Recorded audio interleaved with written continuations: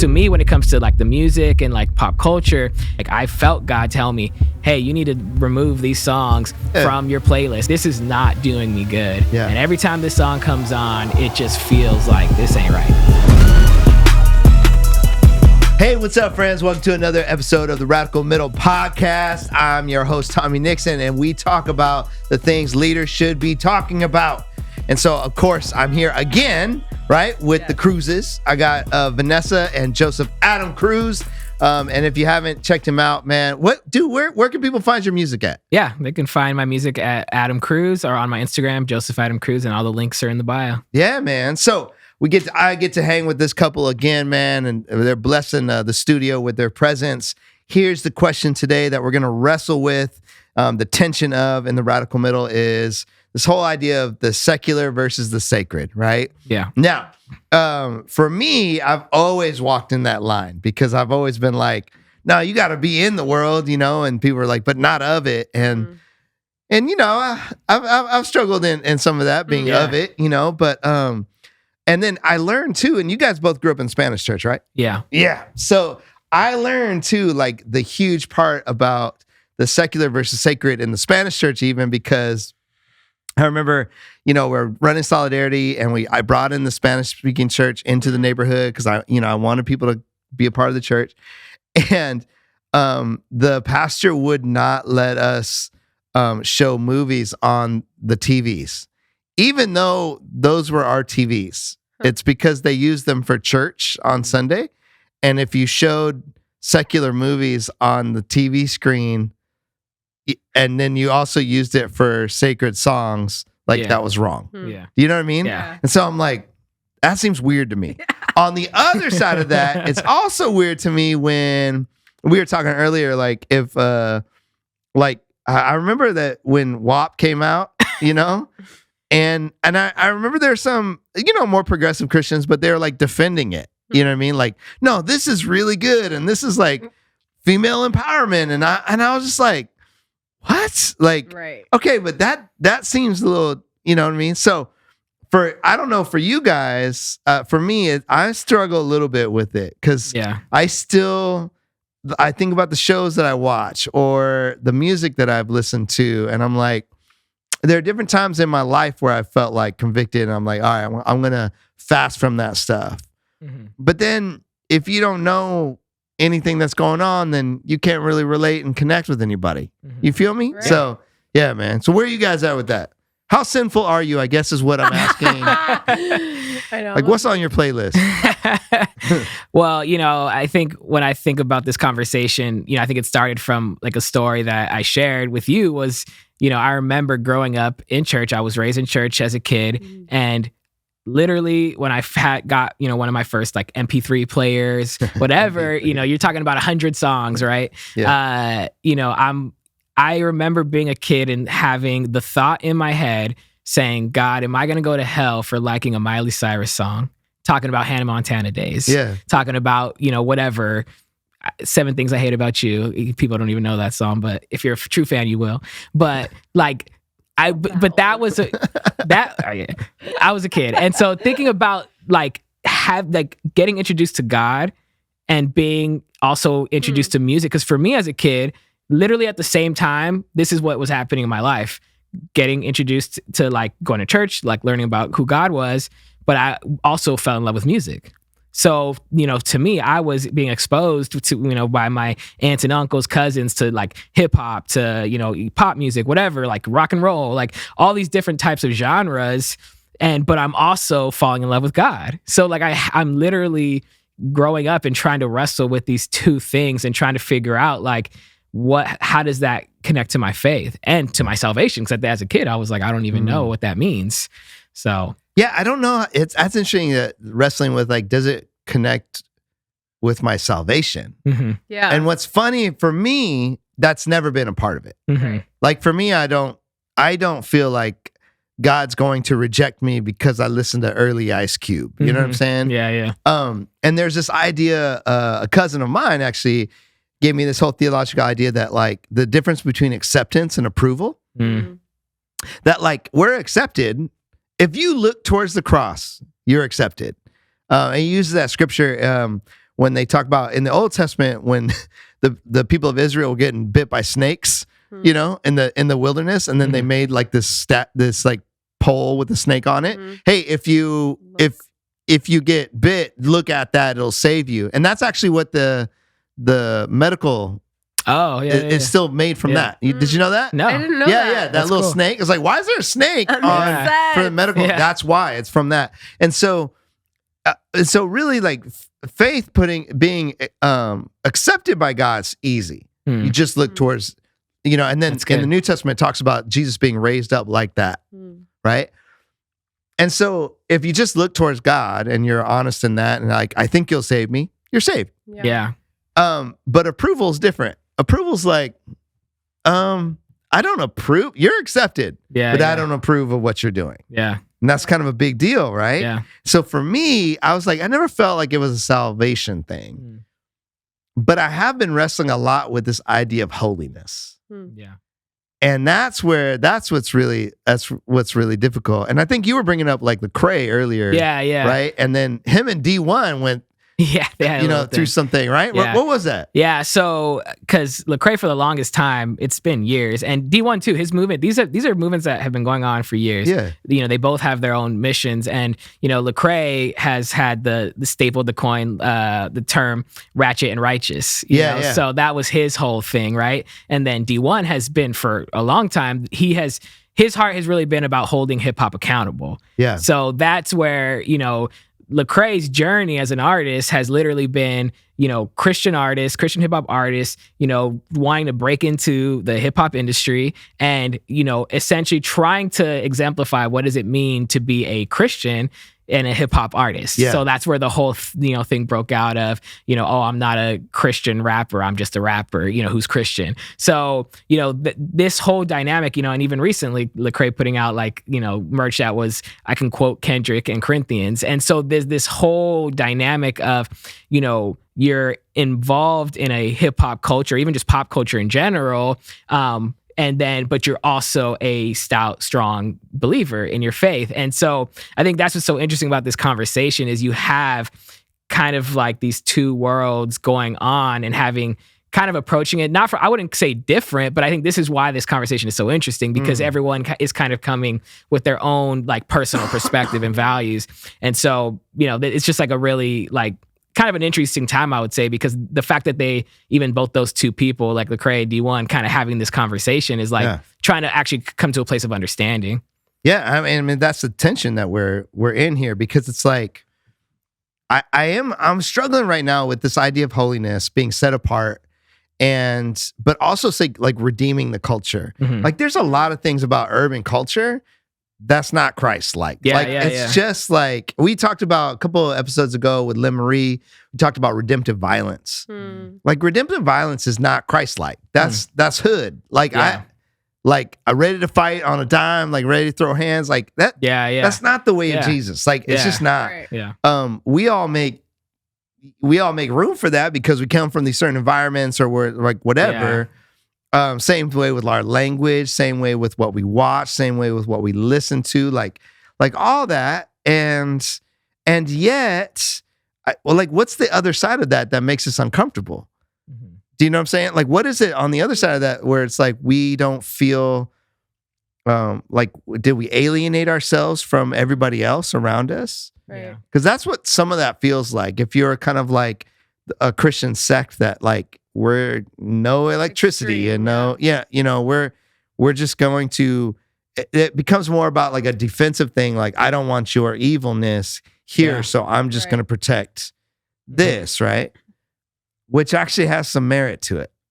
Right. Because it's like, well, yeah, dude, like you actually don't want these things to be a part of our lives. So that's what's tough for me. And especially like, you know, you guys have a 5-month-old baby. Now you're thinking a little bit different. Oh, totally. Right? Totally. Yeah. So yeah, man. Yeah. Talk about that. What do you think? Okay. So for me, I think, so thinking about this conversation, one of the things that really, I think to me has to be brought up is the fact that when I think about music and art, I think about especially music, because I think when we have this, I've heard like so many discussions and debates about it. Like pop culture, they always, you talk about music, you always bring up movies, right? There's always like this, well, if you can do this here, how come you can do this here, and all this stuff. But I think the thing that's unique about music is that you're talking about someone as an artist versus someone portraying a character. Yeah. And I think to me, that's where it gets really like murky, is because there may be, especially in hip hop culture, these are storytellers at the end of the day who are trying to tell stories about the urban culture, the urban experience.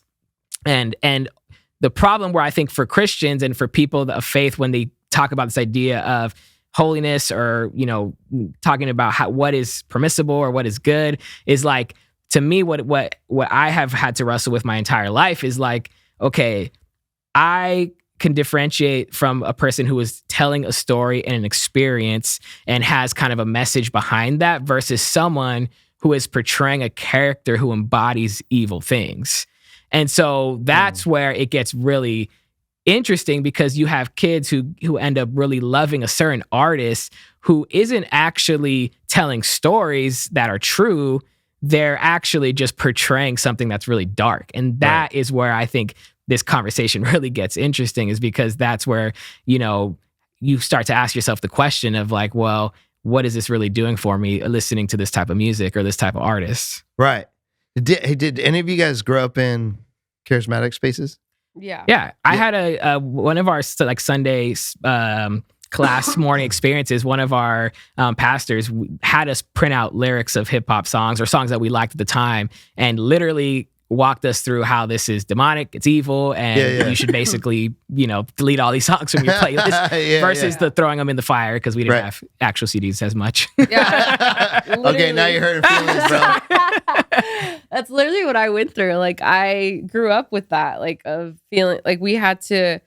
They even would play the music backwards and be like, "There's a chant," like stuff like. I remember that. Yeah, all that stuff. And so for me, like, I actually was completely closed off from secular music growing up. Like, I didn't know who Britney Spears was until I was older, which is crazy. Like, so I remember that in school, I was just always confused. Like, there's songs that friends would bring up and I knew nothing about it. So my mom really sheltered us in that we weren't allowed to listen to radio music. We weren't allowed to listen to anything that was not Christian based or faith based. And so for me, I had that. I was more of like, how is this bad? Like, and so I had this interesting also tension, because my parents are divorced. So my mom's the believer, my dad's not. So when we would go visit my dad for the summers, we were able to listen to the music all day long. Yeah. So I would sit in the car and listen to all these songs that were out in the summer. And I know all the songs that were hit in the summer, because that's all I could listen to. And then, but then I'd go back to my mom's and I closed off from everything. Gasolina. Yeah, exactly. Or just summertime. Like, you just think of all these summer songs that came out, especially with R&B and hip hop back in the day. Yeah. So, they see me rolling. Yeah. So for me, I've always had this tension, because I grew up knowing what was holy and sacred. But I also grew up with what was secular, in that, like, with my father and like how he lived and like the spaces I was in with him. But I always came to a conclusion that it wasn't affecting me. I was like, how is this going to affect me? Like, how is this going to change me? How is this going to actually like impact who I am? And so it wasn't until I got older, I feel, that I started realizing like, oh, okay, I can see how this can influence my thinking, or influence the way I talk, or influence the way I act, or all those things. But that's where I see the difference of like holiness and secular, as well, as that if it starts to impact the way you're living, then that's the part that I actually start to wrestle with when it comes to that's good. And so culture. and part of it is just like being aware enough. Yeah. Because a lot of it's like it just seeps in, right? You're like, you're all of a sudden like, why am I so angry? Well, like, dude, listen to the music you listen to all the time. I remember working with a young guy, in the neighborhood, and he just was feeling really dark and really depressed and everything. I said, hey, do me a favor. And he was really into music. I said, don't listen to music for the next week. Yeah. And it made him feel a lot better. Isn't that crazy? Yeah. And because a lot of stuff he was listening to was like pretty hardcore, metal, like pretty dark stuff. Yeah. And so I just was like, dude, you're consuming all this stuff all the time. Or I even think like, all these shows I watch, like these time period piece shows, dude, they drink bourbon constantly. It's like whiskey all the time. You know what I mean? Yeah. And if all of a sudden I'm like, oh, whiskey just sounds good like all the time. I'm like, dude, I'm being influenced by that. Yeah. Right. Yeah. But That's so true. On the other side of that, it becomes about only a defensive game where like you're working your way to heaven by what you don't consume. And in like charismatic spaces, like, what did you bring in the house? Is it connected to a demon? Is it, it's like all this stuff that's just like, okay, like band t-shirts I couldn't wear. Right. Because and now they're all in. Yeah. Like it's Target. Yeah, right? exactly. No one knows the songs, but they have the band t-shirt. Exactly. And so it's a weird thing for me because on this like pursuit of holiness, like what does that look like for us as believers? And a lot of it for me comes down to a mindset. It's a mindset of saying, I believe in a different type of truth.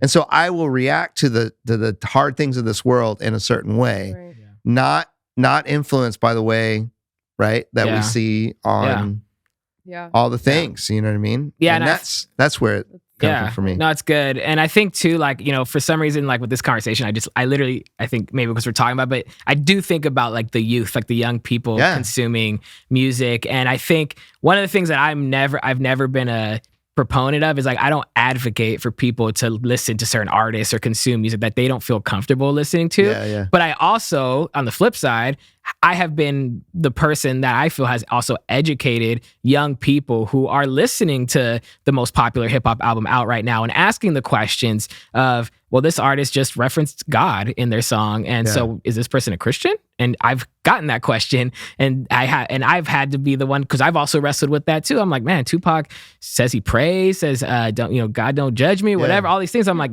does he believe in God? I don't know. Like, and so I think like there's also, it's important for us to help youth especially understand, like, first off, like we have to be careful with idolizing artists and creatives and people who are creating art and idolizing it to the point where this becomes, because trust me, when I was a kid, when I was depressed, I was listening to music. I was listening to Tupac. I was listening to whoever made me feel either, honestly, it was probably like soaking in my depression more than freeing me from it. And so, but I had to grow up to a point where I realized that where I found my hope and like actual strength was in God and not in the music that I listened to. Yeah. And so to me, that is like this maturity that comes from the sense of like, can you appreciate art and music, but you also have to be aware of the fact that when you consume this, why are you consuming it? What are you running away from, disconnecting from? What is that going on? Yeah, I think that's really good, especially for you leaders out there or young people who are watching this. Really, just know that it does affect you.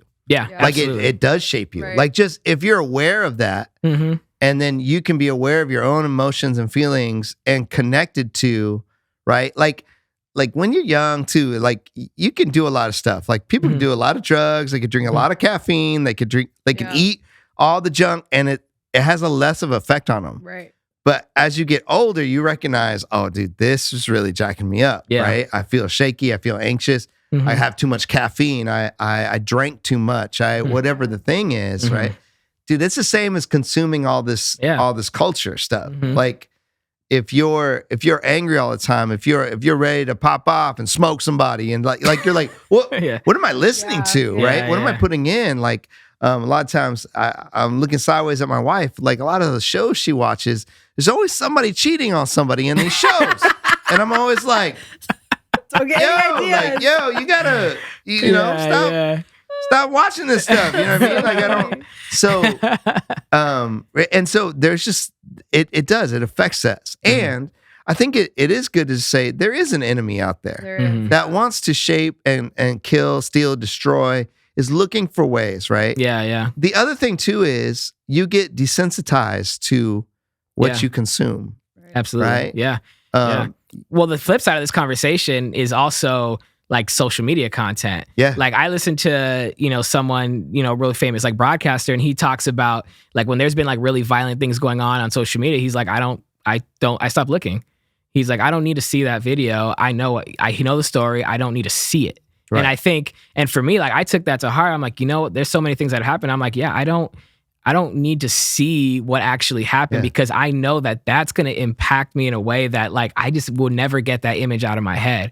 And so I think it's the content piece of what we consume is really an important side of that conversation of guarding our hearts, guarding our minds, and understanding that, we want like healing and to be able to grow stronger. It's like some of these things are really can like pick at us, Yeah, I mean, I think there's a whole thing too. Like when I was growing up, I'm old, so we didn't have the internet. We didn't have, right? But there was this thing called Faces of Death. Oh yeah, I've heard it. Yeah. Okay, so it was just videos. There were videos of people dying. What? And it was a big thing. Oh, dude, did you see this and that? And I never wanted to see it because I'm like, I don't. Right, but think about how many times how much violence we viewed and seen. Yeah. And then for some reason people are like, I can't believe these kids are killing each other in the hood. I'm like, you don't. That doesn't make sense to you. Yeah. Our whole culture is built on violence. These kids have already seen violence. They've been desensitized to it. So then to kill another young person because they're from a different block or whatever it is, life gets a real, or think about how many times have you seen on streaming or TV, whatever, movies, like you sleep with the person right when you meet them. Yeah. Like right when you meet them. Yeah, like, normalize it. and if that's not normal, then it's like, oh, well then I'm not desirable. Like it starts to mess with you. Yeah. Right. And I think young people start to connect all these things and they're like, I must be messed up. When I'm like, dude, all that is fake. Like that is not, and you talk about characters, like a lot of these artists too, they've created a character, right? There's a movie Chris Rock did, CB4, where he's making fun of NWA. Yeah. And basically like, these fools weren't gangsters, you know what I mean? Eazy-E was. Yeah. But so it's, and then they're selling this stuff to these youth. Yeah. And that's the part too for me where I'm like, hey, that's systemic and you got to fight against the power of that. That is like, that's propaganda from the enemy. And if you look at it like that, it's a little bit different than being like, excuse me, like you can't listen to that. They can't say that. Like this rule following, I'm like, no, they're trying to enslave you in a system. Right. Fight against that. That's good. Yeah, I feel like from what I hear you saying too, it's like this idea that young people are mimicking things that are deathly, and so that's what I totally agree. I believe that it's scary when you think about it because we have one of my closest friends, like she loves music and loves listening to music and listens to all types of music. She's well-rounded in her music overall. And just randomly started having nightmares recently. And we all started we had the conversation in our home of like, why, so we just started processing where is this coming from? And then it got, we like in that conversation, I don't know how it came up, but it was like, she's like, you know what it was? I think I started watching this video of Doja Cat and I was interesting. And okay, again, for me, like if I'm honest, I don't really care to listen to like a lot of hip hop music, like or just in general pop culture. Like he's the one that educates me. It's getting harder and harder. I'll tell you. Yeah, there's so many artists out there that I cannot keep up. But anyways, with that being said, like that started this whole conversation of like, what? Like that's crazy that you genuinely are having nightmares because of this. And it just continued. And so she had to stop watching completely cold turkey her videos or like listening to her music. Yeah. And sure enough, nightmares stopped. And I'm glad her husband prayed too. They prayed over the home. They got all, know? And again, these are young adults. We're not saying like these are like old saints. Like these are young adults that are like, we're becoming more aware of like, what am I allowing to speak into my mental state, to my soul, to my heart? Because sure enough, it was starting to affect her sleep. And just affect her day. It was crazy.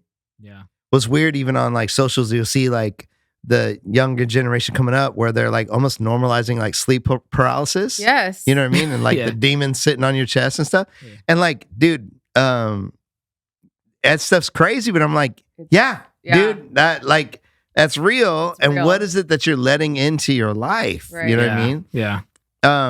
Now on the backside of that, I've consumed, secular entertainment or those kind of things. Mm-hmm. And haven't experienced that, right? And so Yeah. there's a part of it where there's a maturity part Mm-hmm. of like discerning Yeah. like what is good for you to see. But I will be honest with you, especially as an older dude, like I think we could do with less of it, all of it. Yeah. Yeah. Like Absolutely. Yeah. just Yeah. straight up. Like I think if we limit it, Mm-hmm. I think it's good for us. You Yeah, know what I mean? this to me, I've always been really adamant about the fact that I think when we go to like extremes on both ends, you're probably going to be wrong, and it's probably somewhere more in the middle. Yeah. But I think with these conversations, what it also tends to get brought up is like, oh, like my conviction, and so to me, that's also like a kind of a difficult conversation because I'm like, well, if your convictions are different than my convictions, like I do agree that is true. However, I think we still have to make sure that we're also aligning our life to scripture, to what God is actually telling us in this moment, because I think that people have made justifications for living a certain way or consuming certain things for the sake of their convictions, and saying, well, I don't feel convicted, so I must be good and God must be okay with it. And so I think to me, when it comes to like the music and like pop culture, I absolutely agree that it's a maturity thing. Like over time, like I have had the exact same experiences that you've had when you said like, I felt God tell me, hey, you need to remove these songs from your playlist. And it's not like, again, when we say that, not like God audibly told me, but I felt that this is not doing me good. Yeah. And every time this song comes on, it just feels like this ain't right. And so having to remove that, and actually as I get older, like I'm getting back more into like Christian hip hop and things like that like when I just like this artist because I feel good when I listen to it, and that to me is also the piece of like, what is good and what is evil? Is it not Christian or secular? But it's also like the music, when you hear it, that this is something that resonates in a good spirit versus something that is really just filled with darkness. No, that's good. I mean, if I'm really honest in this moment, I think there's a part of me that just wants to go, I do only want to consume things that, whether it's secular, quote unquote, or sacred, that like speak truth or that uncover beauty or you know what I mean? Yeah. But what's hard about that too is there's also things that like really resonate with my soul, like like things that touch on things that are godly, but not from a godly place. For instance, Rage Against the Machine. Like they talk about justice and they uncover things that I'm like, yes. Yeah. And the anger there's an injustice there that's actually godly. Absolutely. Yeah. But it's not coming from a godly space, but it touches something in me in exploring that. But I think part of it is that I would want people to walk away with is the deeper you are with God, make it a relational thing. Yeah. And then just as like, Paul talks about in the New Testament, like meat sacrificed to idols. Hey man, like for some people that wasn't a big deal. Yeah, I'll buy that meat sacrificed to idol and I'll eat it. And I'm not, I have nothing to do with the demon. But if you had a problem with it, I wouldn't do it in front of you. Right. And so that kind of accountability and to love each other well also helps me with that. Right. Yeah. And I've struggled with that a little bit too, man. To be honest, like I've exposed my older kids to a lot of different music. I go, oh, dude, I've always loved this song. They're always the best songs, you know what I mean? And I'm always like, You're like, wait till the chorus. Right. Like I'm just like, and I'm like, but I do want them to understand culture and I want them to understand things. Yeah. But I'm also like, I made some mistakes on that. Yeah. Let them watch some things too early. Let them, they weren't ready for those things and maybe shouldn't ever have been ready. But there's also a place there too where I want to guide them into some of those places and not just the world outside where they're ashamed to let me know what they're watching or and so far it seems like they have a pretty good, good. They're skipping over stuff or they're like, I don't want to watch that. So, but again, it can get real legalistic really quick. Yeah. No. I feel like if you just go back to relationship thing, it's like, I don't know.